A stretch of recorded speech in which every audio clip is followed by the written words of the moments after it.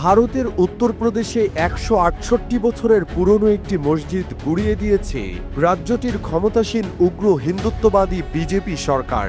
Rapid rail transit নেটওয়ার্কের জন্য প্রায় ২৫০ বছরের পুরনো এই মসজিদটি ভাঙা হয়েছে বলে জানানো হয়েছে।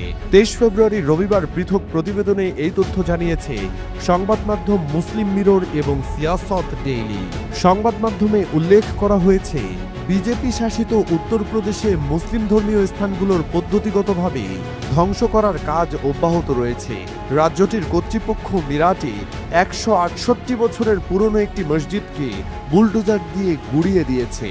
২১ ফেব্রুয়ারি শুক্রবার পুলিশ বাহিনীর বিপুল সংখ্যক সদস্য মোতায়েন করে দিল্লি রোডে অবস্থিত ঐতিহাসিক ধর্মীয় এই স্থাপনাটি ধ্বংস করে দেওয়া হয়। উত্তরপ্রদেশ কর্তৃপক্ষ বিতর্কিত এই পদক্ষেপের পক্ষে কথা বলেছে। তাদের দাবি, মসজিদটি জাতীয় রাজধানী অঞ্চল পরিবহন কর্পোরেশন এনসিআরটিসি এর একটি র্যাপিড রেল সিস্টেম আরআরটিএস নির্মাণে বাধার সৃষ্টি করেছিল।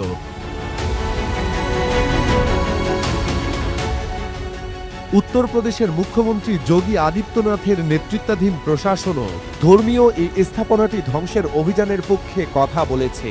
তারা বলছে, র্যাপিড রেল নেটওয়ার্কের বিস্তৃত পরিকল্পনার অংশ হিসেবেই এই মসজিদটি অপসারণ করা হয়েছে। তবে ওই এলাকার মুসলিম বাসিন্দারা এই মসজিদটি ধ্বংসের তীব্র নিন্দা জানিয়েছেন।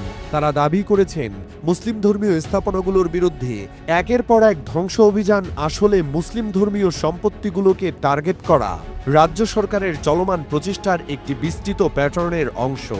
এই কর্মকাণ্ডে নিন্দা জানিয়ে অ্যাডভোকেট শের আফগান বলেন, এটি সম্পূর্ণ অবিচার। সুলতান আখতার নামে অন্য একজন স্থানীয় মুসলিম একই কথা বলেছেন।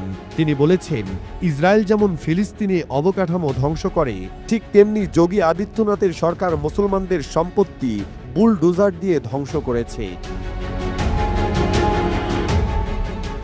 এর আগে হাইকোর্টের স্থগিতাদেশের মেয়াদ শেষ হওয়ার পর গত ৯ ফেব্রুয়ারি উত্তরপ্রদেশ কর্তৃপক্ষ হাতানগরের মাদানী মসজিদ ভেঙে দেয়। ডিএসপি কাশ্যনন্দন সিং এবং বিএসএফ বাহিনী সহ পুলিশ বাহিনীর বিশাল সংখ্যক সদস্যের নজরদারিতে বেশ কয়েকটি বুলডোজার ব্যবহার করে ওই মসজিদটি ভেঙে ফেলা হয়েছিল। মুসলিম মিরর বলছে, স্থানীয় পুলিশ জানিয়েছে, মুসলিম সম্প্রদায় মসজিদ ভেঙে ফেলার এই সিদ্ধান্ত গ্রহণের প্রক্রিয়ার সাথে জড়িত ছিল। মসজিদের একজন প্রতিনিধি হাজি সালেহিন নিশ্চিত করেছেন, মুসলিম সম্প্রদায়ের অংশগ্রহণে মসজিদটি ভেঙে ফেলা হয়েছে।